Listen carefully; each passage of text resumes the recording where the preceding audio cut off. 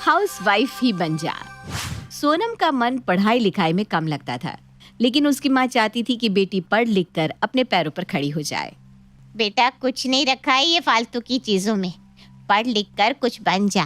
पैसे कमाएगी तो तेरी कीमत रहेगी सबकी नजर में, नहीं तो नौकरानी बनकर रह जाएगी। क्या करूँ माँ, मेरा पढ़ने में मन ही नहीं लगता। तू कुछ ऐसा बता ना कि मेरी कीमत भी बनी रहे और मुझे पढ़ाई भी ना करनी पड़े।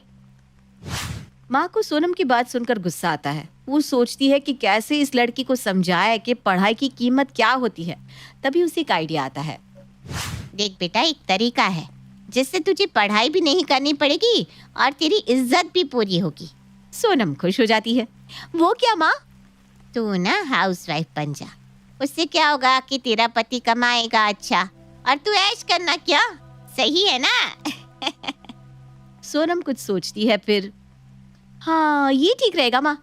क्या है ना, ज्यादा चिक चिक भी नहीं, पढ़ाई लिखाई की जरूरत भी नहीं ना कोई ज्यादा काम। बस सुबह का काम करो और दिन भर सो जाओ, फिर शाम को थोड़ा काम करो और पति के साथ घूमने निकल जाओ। ये ठीक रहेगा माँ, तू ना मेरी शादी ही करवा दे। माँ को मन ही मन गुस्सा आता है कि कैसे सोनम झट से शादी के लिए मान गई। खैर, फिर अगले दिन। तुमने किसी को बुलाया है क्या सोनम की शादी के लिए? हाँ, क्यों आ गए क्या वो लोग? अरे लेकिन अभी तो उसकी उम्र ही नहीं है शादी की, अभी उसकी पढ़ाई की उम्र है। सोनम भी वहां आ जाती है। हाँ तो पढ़ाई तो कर रही हूँ, लेकिन मुझसे ना नहीं हो रही पढ़ाई, तो शादी कर लेते ना पापा, क्यों ही पैसे बर्बाद किए जाए। पिता माँ की ओर देखते हैं। माँ भी पिता को यह आश्वासन दिलाती है कि सब ठीक हो जाएगा। अब क्या, लड़के वाले आकर बैठ जाते हैं। हाँ जी, कहाँ है लड़की?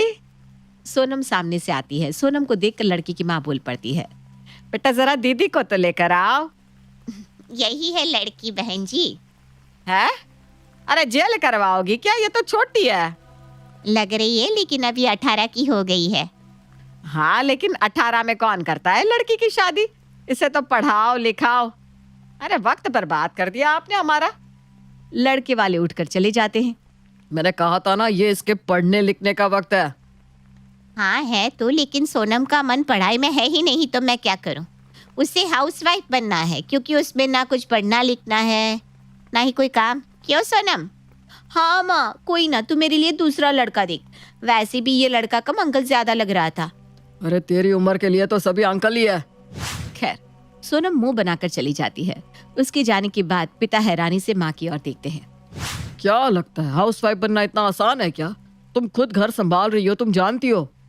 अरे लेकिन सोनम को कौन समझाए? इकलौती बेटी है हमारी, अगर ये भी नहीं पढ़ेगी तो हम लोगों का सपना सपना ही रह जाएगा। इसीलिए इसे अकल सिखाना जरूरी है।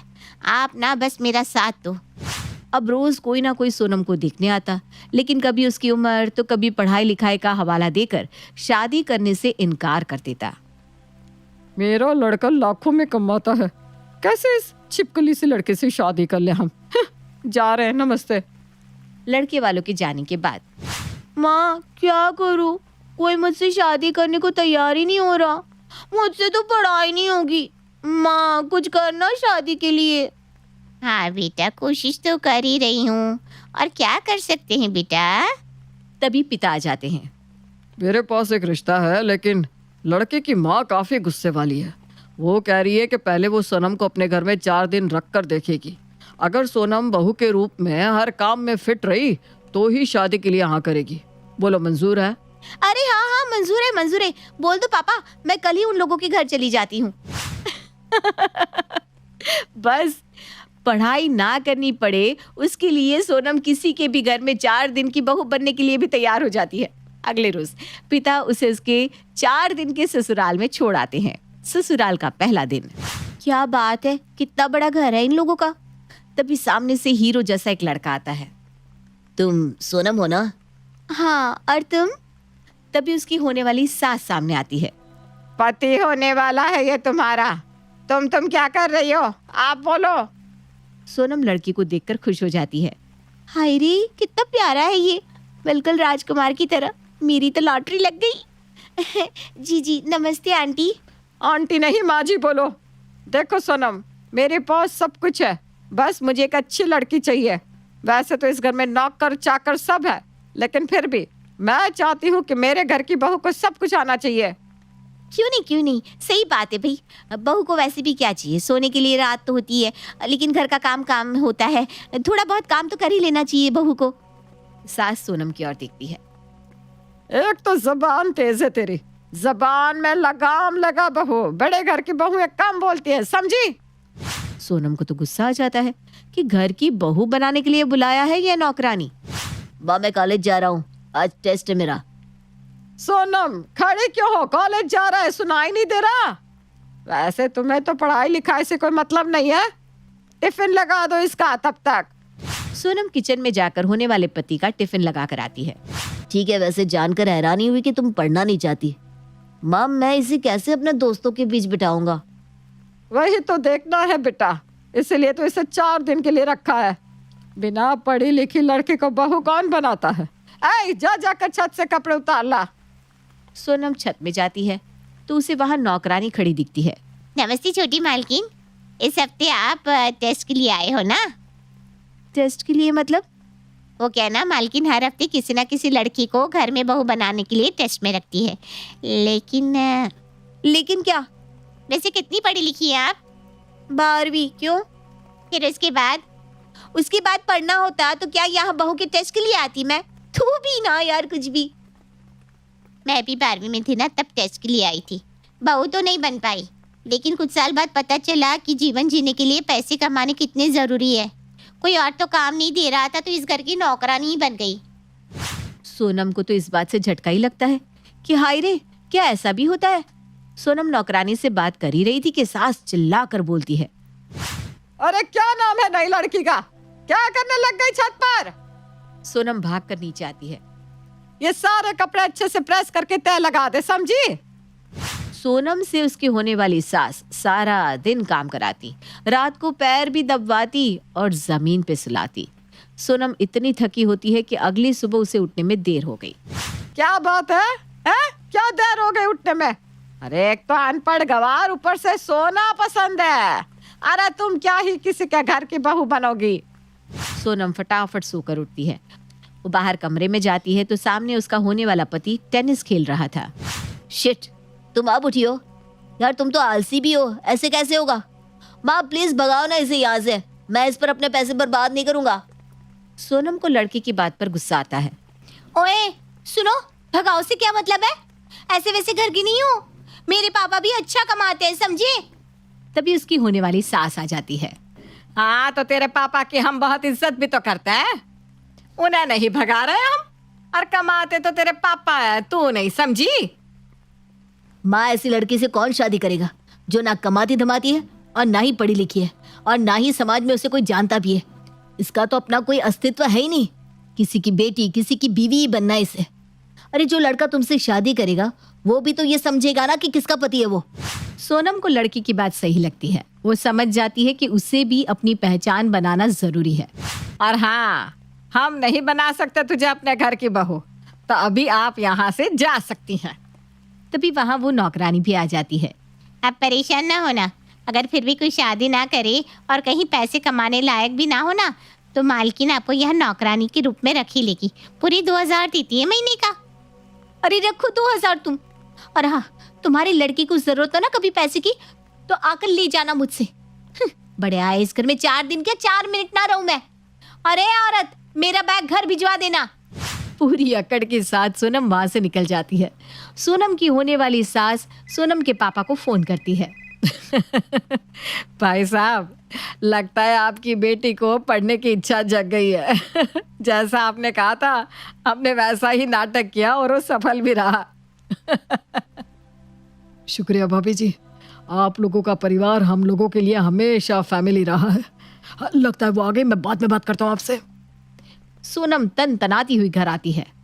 अरे क्या हो गया बेटा, तुम तो 4 दिन के लिए गई थी ना? अरे बेटे, बड़ी मुश्किल से कोई तैयार हुआ था, अब कौन करेगा तुमसे शादी? तुम तो।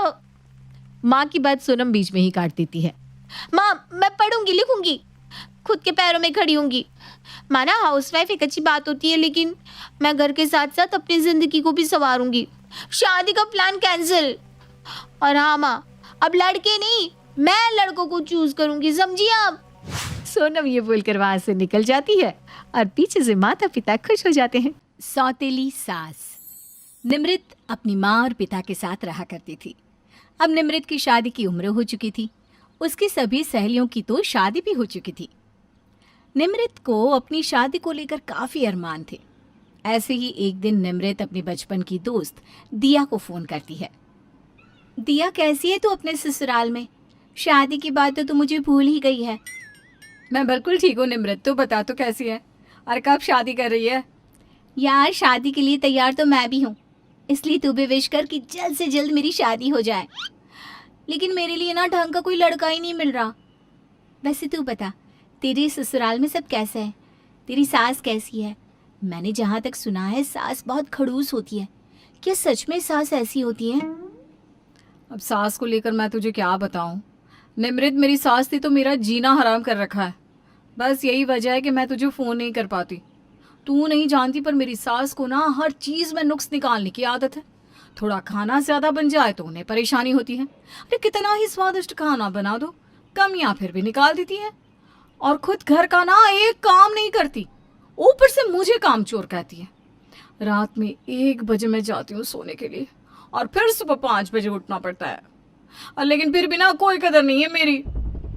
दिया के मुंह से सास की बुराइयां सुनकर निमृत का भी शादी से मन हटने लगता है और वो हर समय इसी सोच में रहती है कि आखिर सच में सास इतनी बुरी होती है। तभी उसकी एक और दोस्त निधि का फ़ोन आता है और निमृत निधि से भी सेम सवाल करती है। तब निधि जवाब देती है, अरे पागल है तू भी ना दिया की बात को इतना सीरियसली ले रही है। दिया तुझसे मजाक कर रही थी, वो अभी भी लाइन पर है। यकीन नहीं हो रहा तो खुद पूछ ले। अब निमृत अपनी दोनों दोस्तों से बातें करती है, जिसके बाद निमृत के मन से सास के लिए डर खत्म हो जाता है। अब ऐसे ही बहुत जल्द निमृत का रिश्ता निखिल नाम के एक बहुत ही स्मार्ट लड़के से तय हो जाता है और बहुत जल्द निमृत की शादी निखिल से हो जाती है। पर ये क्या, शादी के बाद निमृत के सारे अरमान चकनाचूर हो जाते हैं, क्योंकि उसके घर में आती ही उसकी सास रूबी उससे अच्छा व्यवहार नहीं करती। शादी के अगले ही दिन, अरे महारानी, खाली निखिल के साथ ही गप्पे लड़ाती रहोगी या फिर घर का थोड़ा काम भी करोगी? जब से आई हो तब से आराम कर रही हो। हमारी भी शादी हुई थी पर हम तुम्हारी तरह नहीं थके से थे। हाँ? वो माँ जी, मैं निखिल जी के कपड़े प्रेस कर रही थी। बहू, मानते हैं तुम्हारा पति निखिल है, पर इसका मतलब यह नहीं कि तुम घर का और कोई काम ना करो। अगर अपने पति की सेवा करनी हो गई हो तो अपनी सास के भी थोड़े पैर दबा दो। निमृत अपनी सास के पैर दबाने लगती है, पर फिर भी रूबी निमृत को ही भला बुरा कहती है। अब ऐसे ही कुछ दिन बीत जाते हैं। रूबी निमृत को जरा भी आराम करने नहीं देती। अपनी सास की इन आदतों से अब निमृत परेशान होने लगती है और एक दिन, क्या रे बहू, तो क्या ससुराल में मुफ्त की रोटियां तोड़ने आई है जो तूने आज कपड़े नहीं धोए? वो माँ जी, आज मेरी तबीयत थोड़ी ठीक नहीं थी ना, बस इस वजह से। मैं कल सुबह सारे कपड़े धो दूंगी। ये सुनकर रूबी उसका हाथ पकड़कर मोड़ देती है और उसे धमकाते हुए कहती है, बहू, अगर तेरी जगह मेरी सगी बहू होती ना तो भी हम उसके साथ यही करते। और तू तो हमारी सौतेली बहू है और हम तेरी सौतेली सास, समझी? अगर अपनी सौतेली सास के अत्याचारों से बचना है तो उसके पैर के नीचे दब के रहना सीख ले, समझी?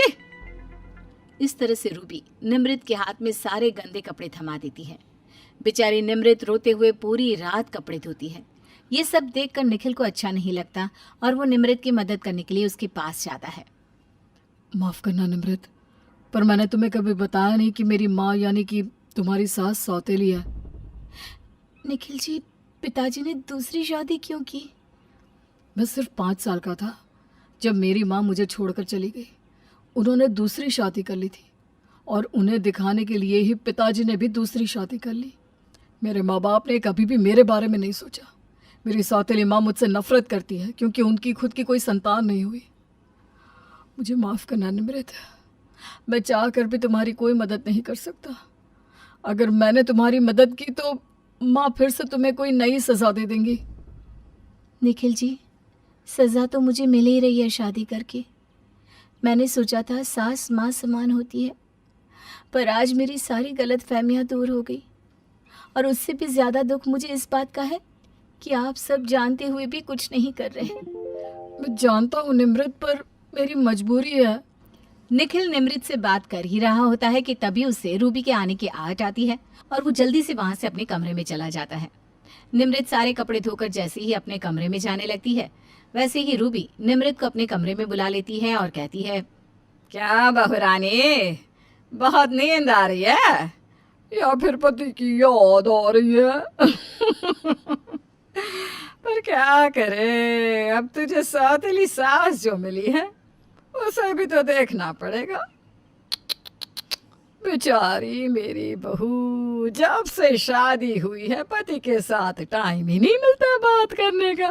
क्या माँ जी, मैं सिर्फ अपने पति के लिए ये सब कर रही हूँ, वरना आप जैसी सासों को सीधा करना मुझे आता है। मैं नहीं जानती कि ऐसी क्या बात है जो निखिल जी आपके खिलाफ नहीं जाते। निम्रत इतना बोलती ही है कि तभी रूबी निम्रत के बाल पकड़ लेती है और उससे कहती है, तो फिर मेरी प्यारी बहू, जैसे तेरा पति गूंगा और अंधा बना बैठा है, वैसे तू भी गूंगी और अंधी बन जा। अगर ज्यादा मुंह चलाया ना तो जुबान काट लूंगी। इतना बोलकर रूबी वहां से चली जाती है। पर अब निम्रत अपनी सौतेली सास का और अत्याचार सहना नहीं चाहती थी, इसलिए वो अपनी सास के खिलाफ आवाज उठाने की सोचती है। साथ ही वो अपने पति को भी अपनी माँ के खिलाफ बोलने के लिए कहती है, निखिल जी, मेरे बहुत अरमान थे। अगर मुझे शादी से पहले पता होता कि मेरी सास ऐसी होगी तो मैं ये शादी ही नहीं करती। पर मुझे सबसे ज्यादा आपके लिए दुख हो रहा है कि आप इतने सालों से अपनी सौतेली माँ का अत्याचार सह रहे हैं। पर मुझे समझ में नहीं आता कि जब घर की सारी जिम्मेदारियां सब कुछ आपके हाथों में है तो आप अपनी सौतेली माँ का अत्याचार क्यों सह रहे हैं। निम्रत, क्योंकि मेरे पापा की जान उस औरत के हाथ में है। मैं अपने पापा से बहुत प्यार करता हूँ। अगर मैं अपनी सौतेली माँ के खिलाफ गया तो वो मेरे पापा को मार देगी और आज मेरे पापा की जो हालत है वो उन्हीं की वजह से है। अच्छा, तो ये बात है, यही है उस औरत का राज। कोई बात नहीं, अब उसको उसके किए की सजा जरूर मिलेगी। उसको उसके कर्मों की सजा कोई नहीं दे पाया ना, लेकिन अब बस बहुत हुआ। मैं उस औरत को उसके किए की सजा दूंगी। लेकिन तुम ऐसा क्या करोगे निम्रत? वो सब मुझ पर छोड़ दीजिए निखिल जी। अब मैं आपको और अपने पापा जी को उस औरत का और अत्याचार नहीं सहने दूंगी। बहुत हो गया। अब जैसे ही निम्रत को अपनी सौतेली सास के बारे में पता चलता है, वो बिना कुछ सोचे समझे अपने विकलांग ससुर को अपने मायके भेज देती है और रूबी के खिलाफ कंप्लेंट दर्ज करवा देती है।